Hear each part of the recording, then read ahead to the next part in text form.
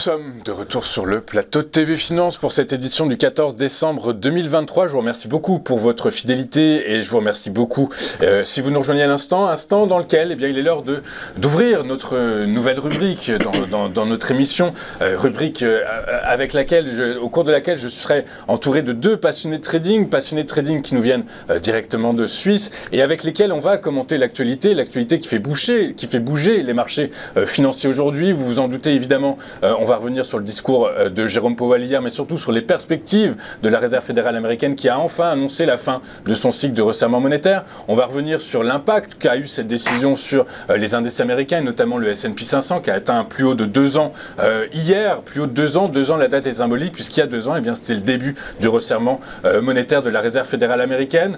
On va revenir également donc sur le titre d'Apple puisqu'un cabinet de recherche nous a expliqué, a calculé que d'ici à fin 2024, la capitalisation d'Apple qui tourne autour des 3 000 milliards de dollars actuellement pourrait atteindre les 4 000 milliards de dollars en fin d'exercice 2024. On reviendra également sur l'indice phare parisien, le CAC 40, qui aujourd'hui a atteint en séance un niveau historique puisqu'il a dépassé les 7 600 points en séance, ce qui n'était jamais arrivé depuis que l'indice phare parisien existe. Et puis, nous reviendrons également sur les évolutions récentes du cours du baril de Brent et de WTI, cours de baril du pétrole qui sont en chute libre depuis que le cartel de l'OPEP et ses amis de l'OPEP+, n'ont pas réussi à se mettre d'accord sur des prévisions de production pour l'exercice 2024, faisant rejaillir cette sempiternelle question, sempiternelle j'exagère, mais en tout cas cette question de l'éventuelle guerre des quotas au sein de l'OPEP. Voilà, pour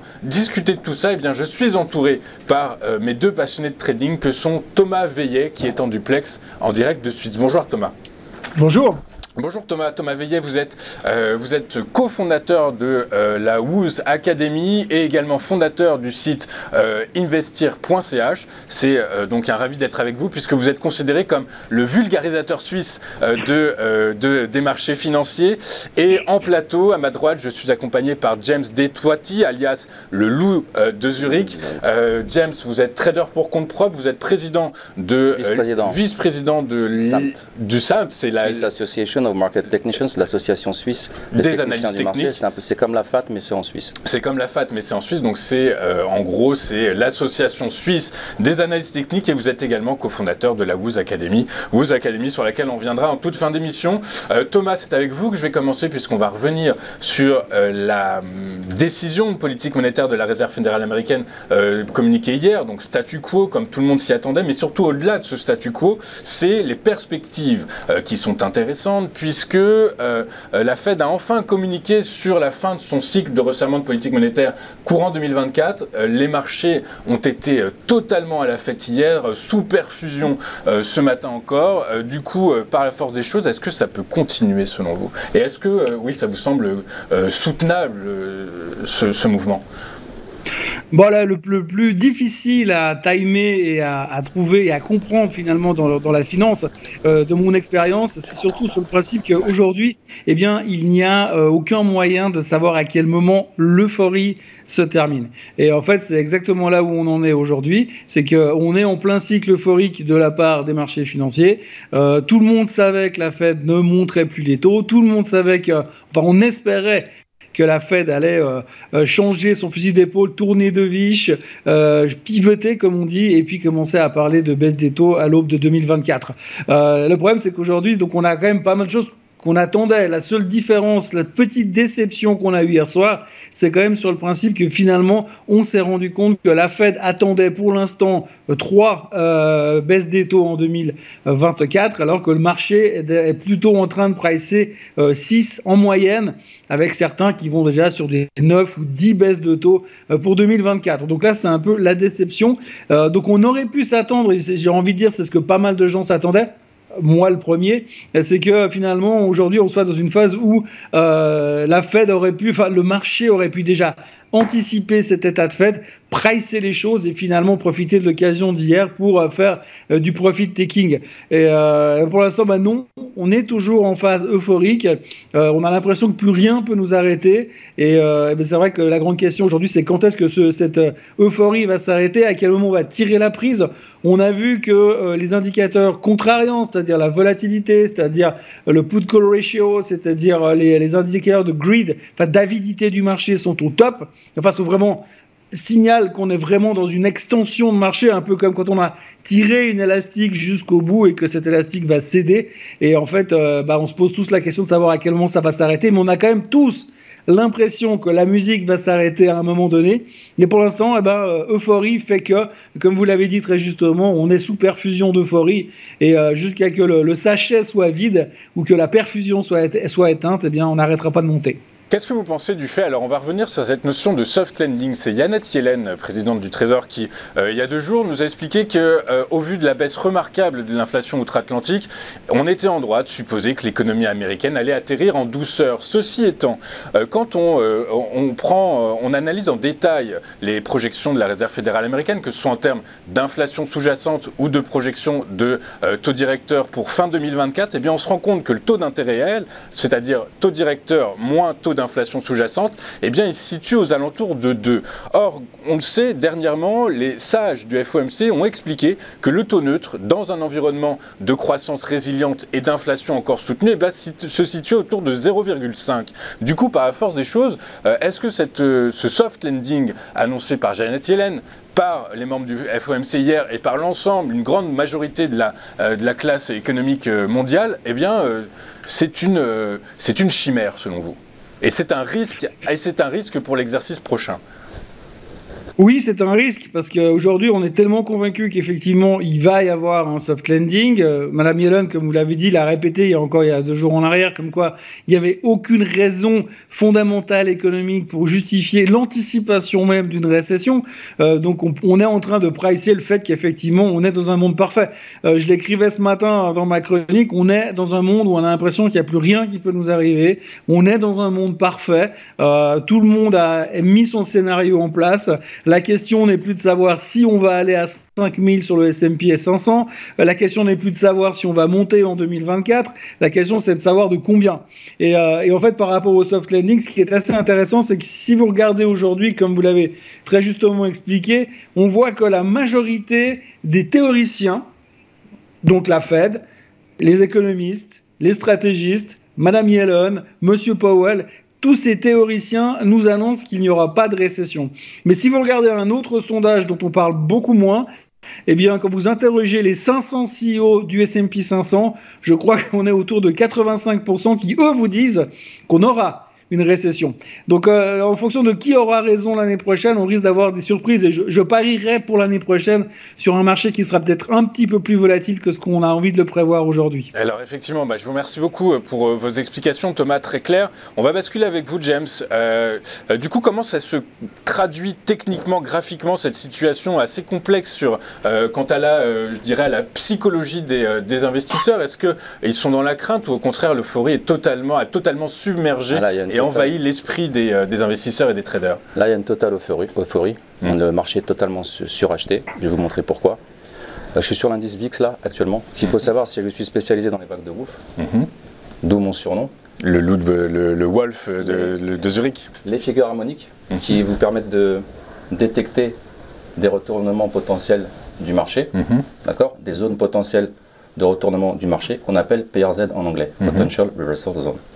Donc là, je viens de tracer une ligne de trend sur le graphique, on le voit là? Ouais, ok. Donc on a une potentielle vague de Wolf, 1.1 ici, 1.2 ici, 1.3 ici, et on n'aura pas le point 4 parce qu'on est à l'extérieur, mais il est possible qu'on revienne justement sur ces niveaux-là. Je vais vous montrer pourquoi, parce que j'ai détecté en fait une figure harmonique ici que je vais vous montrer. Vous êtes prêts? Figure XABCD. Ah, excusez-moi, c'est ici que ça se passe. Là, c'est du direct, ce sont les aléas du direct, comme dirait Nagui. Alors ici, tac, tac. Donc sur un shark, comme je vous l'expliquais dernièrement sur des webinars, on va chercher au maximum les 1,130. Voilà, ici, on est exactement sur la zone de PRZ. Donc ce que vous nous dites, c'est que c'est une zone de divergence. C'est une zone de divergence, c'est-à-dire qu'on peut avoir un rebond sur cette zone-là. Je vais vous la tracer, je vais mettre un rectangle ici. En plus, si vous rajoutez le rate of change, le ROC, vous verrez qu'il y a une divergence. Là, j'ai pas pu le mettre, je vais essayer de le mettre ici. Vous avez une divergence avec le ROC. Est-ce qu'il va s'afficher? Bon, il ne s'affiche pas, c'est pas grave. J'ai une divergence ici, donc pour moi, potentiellement, le VIX va remonter autour des 17-18. On a ici un rebond qui part là, on prend Fibonacci. Ça c'est quoi? Ça c'est position Fibo. Je prends mon outil de Fibonacci. On est en direct, voilà. Avec nous, vous voyez, donc c'est l'analyse technique voilà, c'est une analyse technique pure et simple en direct. Qui est dispensée dans la Woos Academy. Du coup, c'est un des aspects, un des sujets, un des points que vous abordez. Exact. Attendez, là, il est à l'envers. Je vais le mettre autrement parce que je suis pas sur mon compte en fait. J'ai dû appeler un de mes élèves pour qu'il me passe ses identifiants. Voilà, ici, là. Donc sur un shark, on a une figure harmonique shark. La zone potentielle de retournement, elle est ici. Je l'ai fait un petit peu grosse, mais plutôt là, c'est le point D. D'accord? Et on va chercher sur un shark les 50% de Fibo. Donc on va chercher ce niveau-là, qui se situe autour des 17,30. 17,30, c'est un niveau potentiel qu'on peut aller chercher sur un rebond. Le shark, je vais le mettre en vert parce que c'est un shark qui est haussier. Ici, hop. J'espère que tout le monde me suit, personne n'est perdu. Voilà. Ça, c'est pour le VIX. Voilà ce qui peut arriver sur le VIX. Donc ce que je comprends, ce que vous nous dites, James, c'est que globalement, la volatilité, on va citer un retour de la volatilité sur les marchés financiers. Par la force des choses, est-ce que comment est-ce qu'on peut expliquer ça alors que Thomas, a priori, tous les indicateurs sont plutôt bien orientés selon les investisseurs, c'est-à-dire voilà, les taux souverains sont en train de baisser, ils ont encore perdu plus de 10 points de base en zone euro ce matin. Du coup, par la force des choses, est-ce que comment dire, est-ce que la prévision de ce cabinet d'analyse qui nous explique que le titre d'Apple, la capi d'Apple peut atteindre 4 000 milliards, ça a du sens au vu justement de ce que vient de nous démontrer James, c'est-à-dire que la volatilité va repartir vers le haut? Alors, aujourd'hui, il faut bien comprendre, enfin je pense qu'on est en train de... Si on parle de fondamentaux, aujourd'hui, tout le monde est convaincu que le marché est cher. On est beaucoup monté. Il faut bien essayer de se remettre juste en parallèle par rapport à là où nous étions fin octobre. Fin octobre, petit retour en arrière, mais le 27 octobre, on était au bord du gouffre, on se disait on va tous y passer, le marché va se péter la figure, on va aller à 3800, 3500 sur le S&P 500, et en l'espace d'un meeting de la Fed, on a changé complètement d'orientation et on est tourné complètement bullish. Et sur le cas d'Apple en particulier, juste au même moment où la Fed tournait un petit peu positif au mois d'octobre, tout le monde a vu les résultats d'Apple qui n'étaient pas terribles. Alors, résultats d'Apple pas terribles, il faut toujours les prendre avec des pincettes, mais on voit que globalement, il y a des ralentissements, que les iPhones se vendent plus comme ils aimeraient, qu'ils ont des problèmes avec la Chine, etc., qu'ils ont des problèmes de renouvellement de produits chez Apple. Et donc, tout le monde est extrêmement méfiant. On était autour des 165 $. Et depuis, le titre a repris quasiment 25% sous prétexte qu'il faut simplement avoir des Magnificent Seven. Donc, c'est pas forcément par un effet fondamental, mais par un effet marché qui fait qu'Apple est monté. Maintenant, dire qu'on va encore prendre 1000 milliards de capi en 2024, je pense qu'on parle du cabinet de Wedbush de M. Dan Ives aux États-Unis. Dan Ives est spécialisé dans les titres techno et il est aussi spécialisé pour les price targets complètement délirants.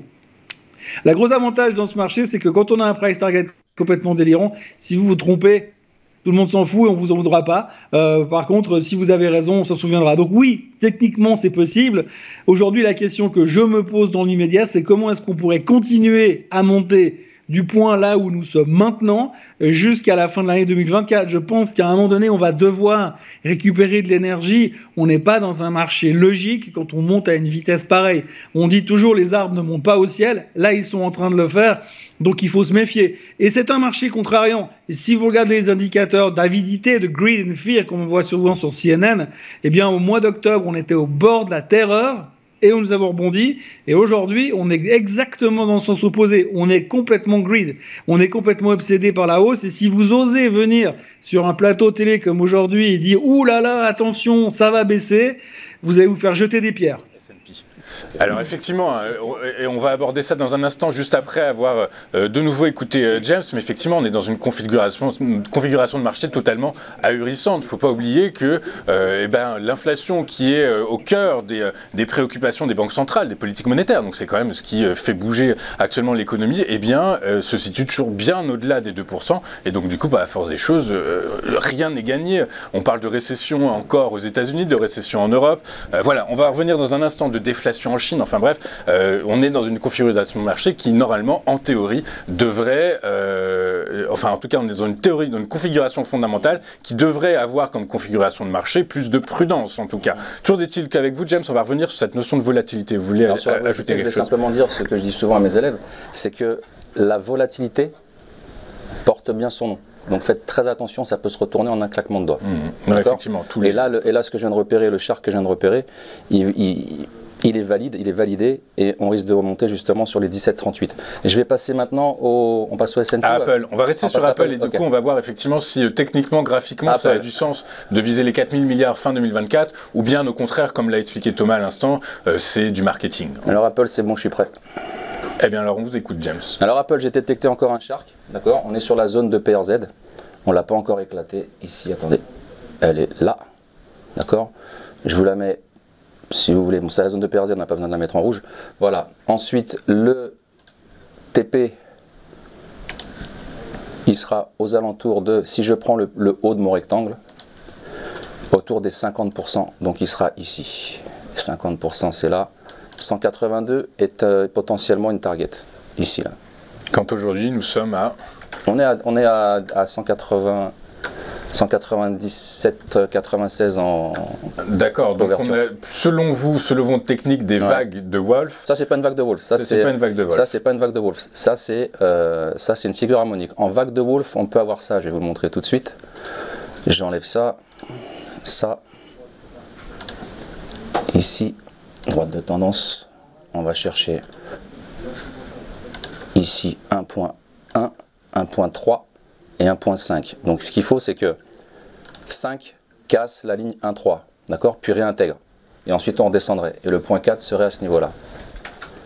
Selon Fibonacci. Là on n'est pas dans du...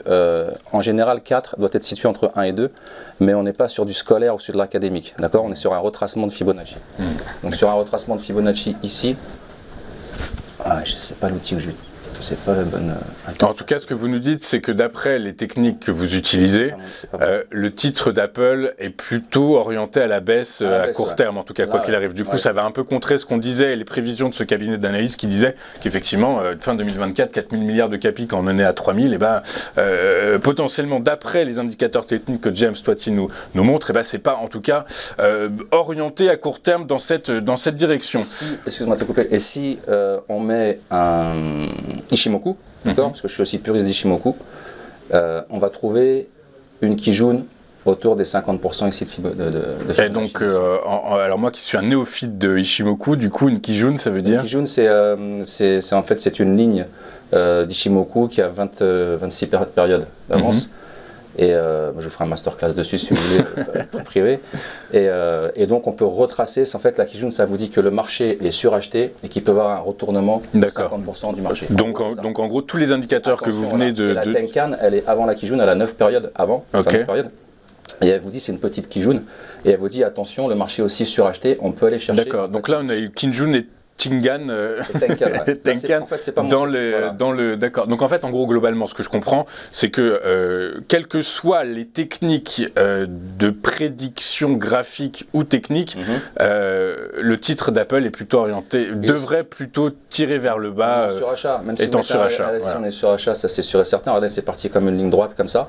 Si je vous trace par exemple 2 lignes de tendance. Alors pour autant, Thomas, je ne sais pas si vous allez être d'accord avec moi, mais la réponse sur les marchés obligataires de la décision de politique monétaire, enfin en tout cas de la projection de baisse de taux de la politique monétaire américaine, ça a été une baisse extrêmement importante de tous les taux souverains, notamment aux États-Unis. Du coup, est-ce que ça ne va pas porter les valeurs tech justement à court terme et donc peut-être aller à l'encontre de l'analyse technique graphique de James?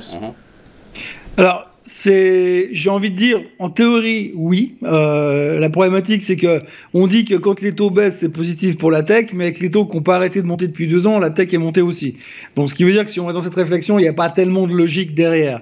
Ce qu'il faut faire très très attention quand même, c'est qu'il y a une chose qu'on a tendance à oublier, c'est que quand on regarde l'historique des cycles de hausse des taux et de baisse des taux des banques centrales, eh bien, vous vous rendrez compte assez rapidement qu'à chaque fois que les banques centrales pivotent, c'est à ce moment-là que les marchés commencent à descendre, finalement. Donc, je ne dis pas que c'est négatif que les taux pivotent, mais à court terme, ça peut engendrer des prises de profit sur les marchés, ça peut engendrer une pression vendeuse, et une fois qu'on aura stabilisé l'économie et que l'économie commencera à donner des signes de redémarrage, à ce moment-là, on aura un bull market qui pourra redémarrer. Alors que pour l'instant, on est en train de mettre la charrue avant les bulls, si je peux me permettre, et puis du coup, tout le monde est en train de s'emballer, alors que la réalité pourrait être un petit peu différent. James le disait avant, on est clairement suracheté.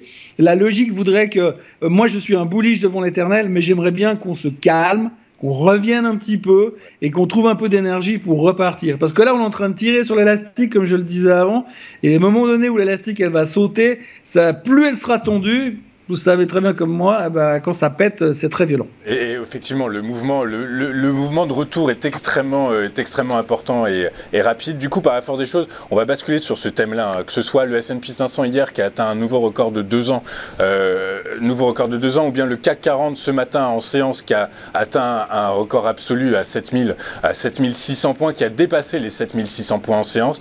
C'est assez incompréhensible dans la mesure où, quand même, si on raisonne en termes de prospective, si on fait de la prospective, si on se projette. Aux États-Unis, la question du soft ou du hard landing n'est toujours pas réglée, voire même de l'éventuelle récession. L'endettement aux États-Unis est également un sujet extrêmement important, endettement qui pourrait être mis en parallèle avec toutes les menaces de shutdown face auxquelles on est mise quasiment toutes les semaines. Du coup, par la force des choses, ça fait quand même fondamentalement beaucoup de points d'achoppement et de points noirs qui devraient gripper les marchés ou tout du moins alerter les investisseurs en Europe. On parle de récession, la locomotive européenne, l'Allemagne, est en plein marasme, la production industrielle ne repart pas comme on le souhaiterait. Si on bascule encore plus loin et qu'on part en Chine, la déflation en Chine est désormais un sujet. Du coup, par la force des choses, est-ce que ça ne fait pas autant... comment est-ce que vous analysez, Thomas, le fait qu'on soit encore totalement bullish alors qu'on devrait être sous le tapis? En fait, c'est assez paradoxal parce qu'effectivement, aujourd'hui, il y a les conditions économiques, comme vous l'avez très bien résumé, qui donnent largement envie de se suicider, parce que là, on n'entend vraiment que du très très noir. On dit toujours que les marchés boursiers sont censés être le reflet d'une économie. Et je crois qu'aujourd'hui, cette année en particulier, on se rend compte qu'il n'y a plus aucune connexion avec la réalité. Aucune, parce que finalement, on se dit, on essaie de faire monter les marchés plus dans une dynamique d'investissement. On sait que certains fonds ont tellement de pouvoir dans les marchés que si eux décident que les marchés doivent monter, les marchés monteront. Et il y a une espèce de déconnexion qui est en train de se faire entre ce qu'on appelle Wall Street et Main Street. Aujourd'hui, si on creuse un petit peu, vous l'avez dit, sur l'endettement, par exemple, aux États-Unis, l'endettement est en train d'exploser, que ce soit le gouvernement ou que ce soit les privés. Aujourd'hui, on a eu un taux de défaut sur les cartes de crédit qui sont à des records historiques. C'est-à-dire qu'aujourd'hui, jamais depuis 30 ans, on a eu des taux de défaut de cartes de crédit aussi élevés. En l'an 2000, on n'avait pas fait pire. En 2008, durant la crise des subprimes, on n'avait pas fait pire. Durant la crise du Covid, on n'avait pas fait pire. Et aujourd'hui, on est à des niveaux beaucoup plus hauts que ces époques-là, qui n'étaient pas des époques extraordinaires. Au niveau des défauts de cartes de crédit, il faut savoir aujourd'hui que le taux sur les cartes de crédit aux États-Unis aussi entre 24 et 27% de taux d'intérêt sur la dette.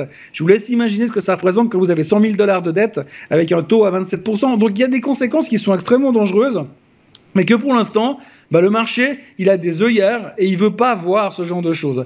Sauf que, comme James le disait avant, au niveau de la volatilité, tout d'un coup, ça se retourne et puis on change notre fusil d'épaule. Aujourd'hui, on est super bullish et comme je le disais avant, si vous regardiez où on était au mois d'octobre, pas 2 ans en arrière, 6 semaines en arrière, on était au bord du gouffre. Donc ça peut être le même cas dans 15 jours, au mois de janvier, on peut se rappeler, vous allez me dire, mais comment c'est possible que les marchés ils aient perdu 18% en l'espace de 3 semaines?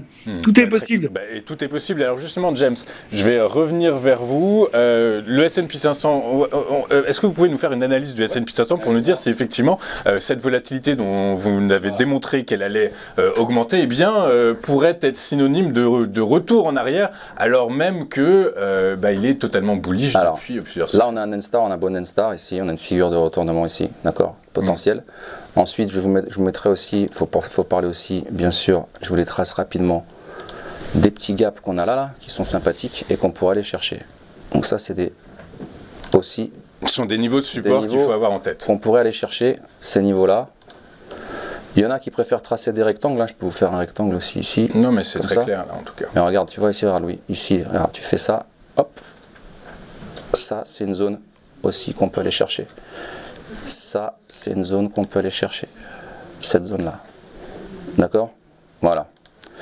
Tu veux qu'on passe à autre chose? Non, donc du coup, on va chercher 50%. Donc ça veut dire que très clairement, sur le S&P 500, effectivement, il y a beaucoup de volatilité, que le mouvement... Et donc ça veut dire que quoi, James? Ça veut dire que d'un point de vue probabiliste, on pourrait assister à un retour en arrière du S&P 500 à court terme. Exactement. Regarde, tu vois bien en plus comment les 50% de Fibonacci convergent avec la première zone de support. Tu la vois? Ouais, bien sûr. Du coup, d'accord. Donc ce serait un premier mouvement logique, en fait. Un premier mouvement logique, ouais.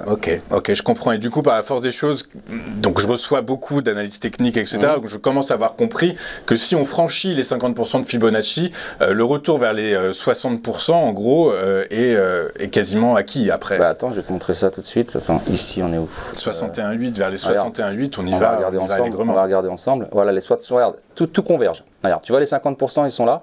On est bien sur la première zone de support. D'accord? Et la deuxième zone de support, regarde où elle est. C'est les 61,8 dont tu parlais. Il y a une convergence.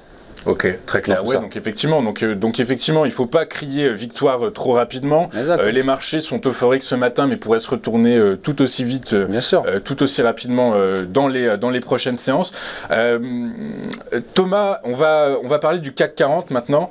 Le CAC 40, pareil, plus haut absolu en séance ce matin, 7600. Là, ce matin, à l'heure à laquelle on se parle, on doit être à 7650, quelque chose comme ça, 7500. Alors on est en dessous des 7600, ça y est, on reflue. 7593, donc il y a un premier mouvement, ça y est, de retour, peut-être de prise de bénéfices, peut-être de prise de conscience, qui sait. Toujours est-il que, comment est-ce que vous analysez cette situation? Est-ce que on va continuer à aller vers... alors les arbres ne poussent pas au ciel, mais en tout cas, ils s'en approchent, quoi. Oui, effectivement, les arbres s'approchent du ciel et donc on est en extension. On est dans une phase d'extension. Donc c'est vrai que l'euphorie est impossible à mesurer. Aujourd'hui, les argumentaires pour justifier la hausse, quand vous regardez, si vous prenez la liste de tous les titres du CAC 40 et vous regardez les performances récentes, vous allez quand même vous dire, mais à quel moment on est proche d'une réalité? Il y a des titres qui ont pris des 30-40% en l'espace de 6 semaines, sous prétexte que qu'on n'est pas vraiment en récession en France, que l'inflation ralentit et puis que les gens qui vont faire des courses aujourd'hui, ça leur coûte moins cher qu'avant. C'est pas du tout la réalité. Aujourd'hui, on est en train de se faire une fiction parce que les taux vont baisser. Donc on attend cette fin de cycle qui nous a motivés jusqu'à maintenant. Enfin, moi, je commente les marchés tous les matins sur mon site internet et sur des chaînes YouTube. Et tous les matins, depuis quasiment 8 mois, je ne parle que de l'inflation, que de macro, que d'envisager une baisse des taux ou une fin de cycle. On ne parle plus que de ça. Et du moment où on aura digéré cet effet de manche, si on veut bien, après, il faudra se rendre compte que quand vous voulez baisser les taux pour redynamiser l'économie, il ne faut pas oublier une chose, c'est qu'il y a une certaine inertie. C'est comme un paquebot qui rentre dans un port. Si vous ne freinez pas à 4 km avant, vous allez vous fracasser contre le port. Donc là, ils doivent essayer d'anticiper et ce n'est pas mathématique, il n'y a pas de logique rationnelle. Et donc, il va falloir faire très attention. Et ça va être le job de M. Powell maintenant, baisser les taux de manière intelligente sans non plus réveiller l'inflation ou alors le faire pas assez rapidement et laisser plonger l'économie en récession parce qu'aujourd'hui, plus personne ne price une récession. Alors qu'aujourd'hui, si l'inflation reflue violemment en Europe, c'est aussi parce que l'Allemagne, la France sont pas au top de leur forme. Exactement, parce que l'activité finalement baisse. On a bien compris que l'inflation est synonyme de croissance et de croissance importante d'activité, mais également quand elle ralentit, la croissance et bien l'inflation diminue également par la force des choses. C'est assez logique. Du coup, par la force des des choses, James, comment est-ce que le CAC traduit tout cela, et est-ce que on peut assister effectivement à un début de repli sur l'indice phare parisien? Alors pour l'instant, moi je vois qu'il y a un petit peu de jus encore, on peut encore monter sur les 1,728, 730, voire 750, d'accord, puis redescendre sur les gaps que j'ai tracés, sur les 7531, premier niveau. Donc ça veut dire que, quand vous dites, ça veut dire 7800, en gros, les 7780, 7000... Ici, là, tu vois la zone ici, là, 7726, ouais, 7760. D'accord, donc il y a encore du carburant dans la machine. Mais en dessous, tu as encore des gaps, d'accord. Tu as un N-Star ici qui te dit qu'on peut se retourner à ce niveau-là. Donc le marché peut très bien redescendre comme une balle plus bas. Je trace mon outil de Fibonacci, je pars de là, je le fais comme ça parce que je suis pas en fait avec mon compte TradingView, c'est celui d'un de mes élèves, c'est pour ça que c'est un peu, j'ai pas pu tout mettre. Mais pour ceux qui connaissent le ROC, d'accord, le Rate of Change, il peut être justement divergent avec tout ça. Vous mettez un RSI, il y a obligatoirement une divergence, vous mettez un oscillateur, c'est aussi un oscillateur, vous pouvez mettre le RSI, d'accord, vous pouvez mettre un MACD, vous pouvez mettre un ROC, et vous pouvez mettre un stochastique, et vous le verrez. Donc en fait, si je comprends bien Thomas et James, ce que vous nous dites, James est plutôt en train de nous dire que la hausse peut continuer, alors que vous nous dites aussi pareil. En fait, si vous nous dites la même chose, en fait, en réalité, vous nous parlez d'effet d'inertie sur le CAC 40 et l'image du cargo qui met des kilomètres à s'arrêter avant d'arriver au port, on la comprend. Du coup, James, vous nous dites également qu'il y a des signaux quand même de retournement, des divergences baissières. Ceci étant, le mouvement inertique du CAC 40 pourrait l'amener quand même vers les 7700 points, 7730 points globalement. Est-ce qu'on peut remettre le graphique s'il vous plaît? Merci. Donc voilà, donc en fait vous voyez qu'il y a une convergence sur les 23,6 de Fibonacci, le gap là, on peut aller le chercher, ceux qui veulent scalper ou qui veulent faire de l'intraday, il y a toujours du jus en haut, d'accord, et on peut aller chercher cette zone là, les 7275. Il y avait une petite vague de Wolf qui nous faisait descendre la dernière fois sur les 7389. Bon, à vérifier plus tard. On passe à quoi ensuite? Très clair, on va basculer sur le secteur énergétique, le pétrole. Pétrole et gaz. D'abord, on va commencer par le pétrole qui est en chute libre depuis plusieurs séances, depuis plus de 15 jours, suite au mélodrame que l'on a tous suivi avec délectation au sein du cartel et de ses alliés au sein du cartel de l'OPEP et de ses alliés de l'OPEP+, puisque, on vous parlait de divergence, James, eux, ils sont divergents quant au niveau de production pour l'exercice 2024. En gros, l'Arabie Saoudite souhaite baisser sa production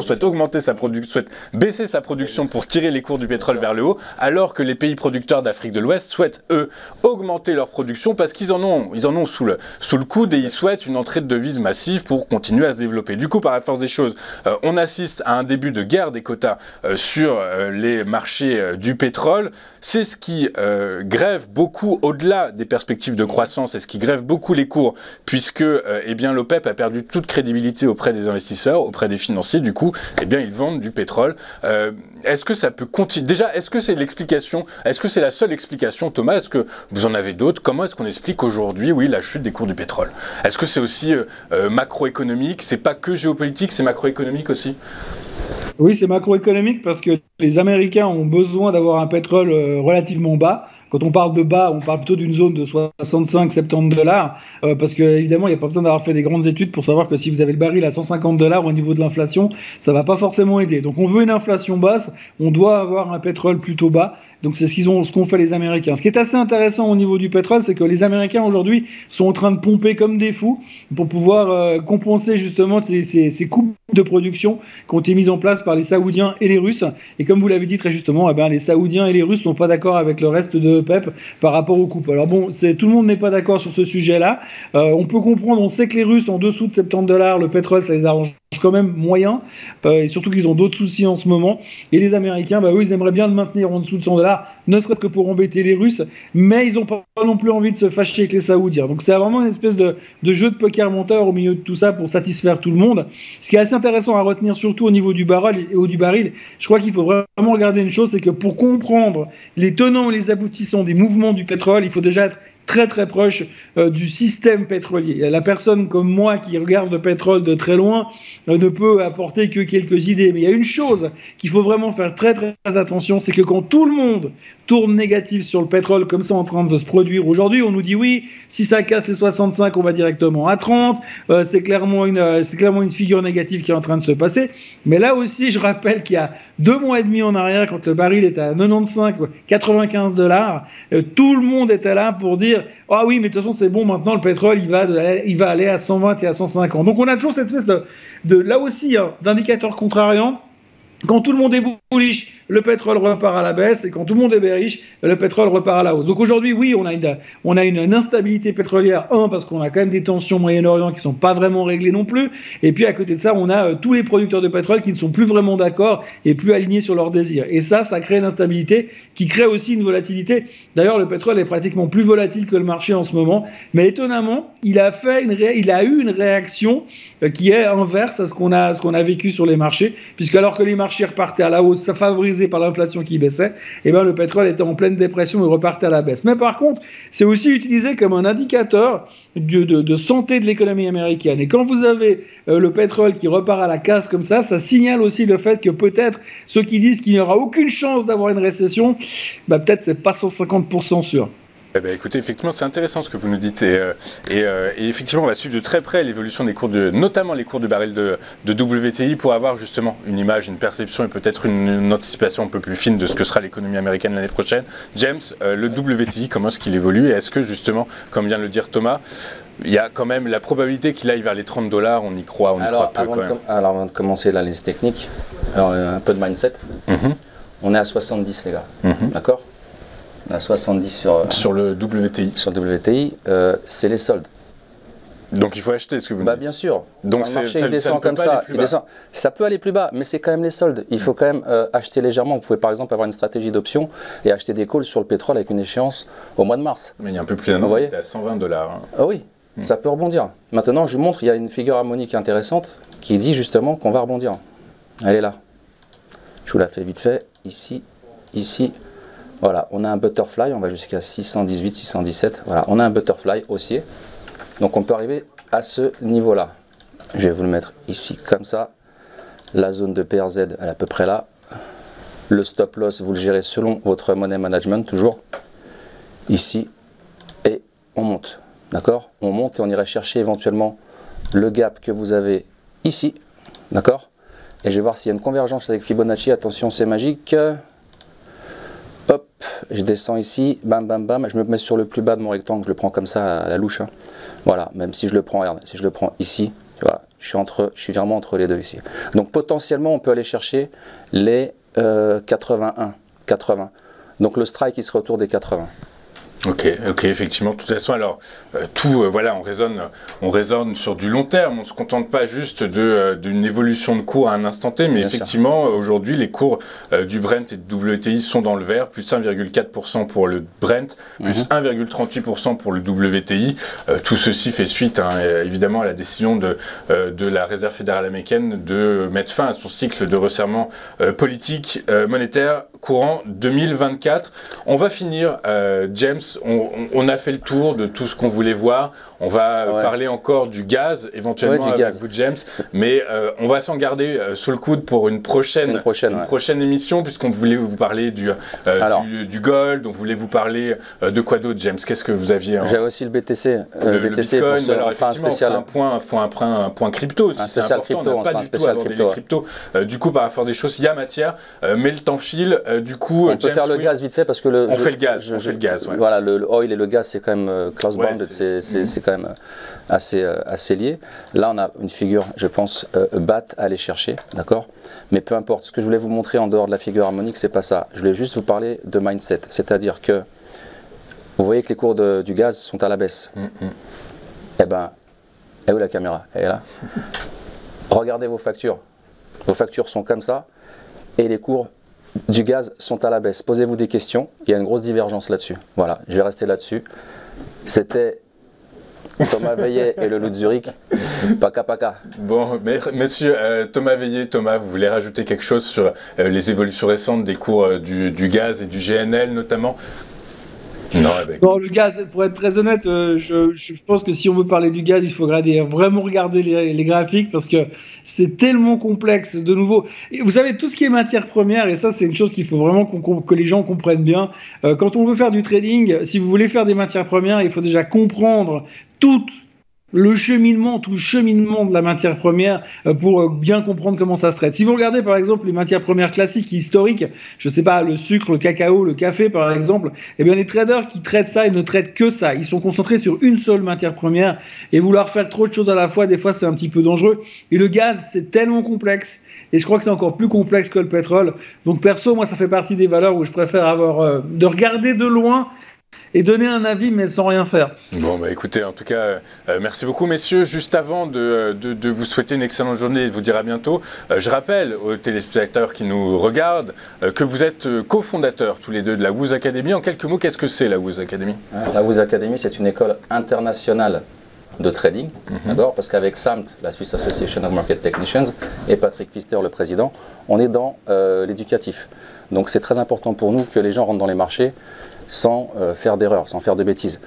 On communique beaucoup là-dessus, on n'a encore rien publié, d'accord. On appuiera sur le bouton entre le 15 janvier et le 30 janvier, d'accord. Mais le board, ça sera la crème de la crème internationale.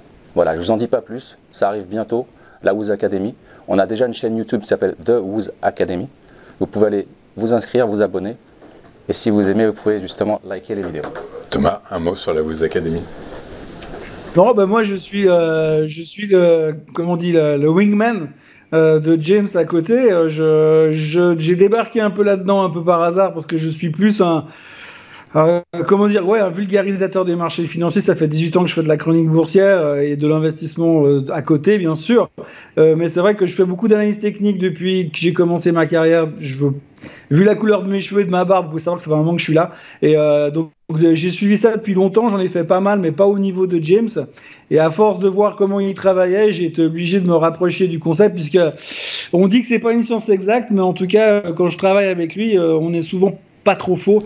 Et ça fait quand même envie d'aller le vendre un petit peu plus loin et d'en faire profiter d'autres personnes. Eh ben, écoutez, en tout cas, messieurs, merci beaucoup d'avoir été avec nous ce matin, cette première, cette nouvelle émission que j'espère à laquelle je souhaite une longue vie. Les passionnés du trading, avec Thomas Veillé, vous êtes fondateur du site investir.ch, avec James Détoiti, trader pour compte propre, vice-président de la SAMT, c'est l'équivalent de la FAT suisse, et tous les deux, messieurs, vous êtes cofondateurs de la Woos Academy. Je vous remercie beaucoup d'avoir été avec nous ce matin. Et puis, je vous donne rendez-vous bientôt pour une suite de ce rendez-vous. Et écoutez, messieurs, très bonne journée. Merci beaucoup d'avoir été avec nous.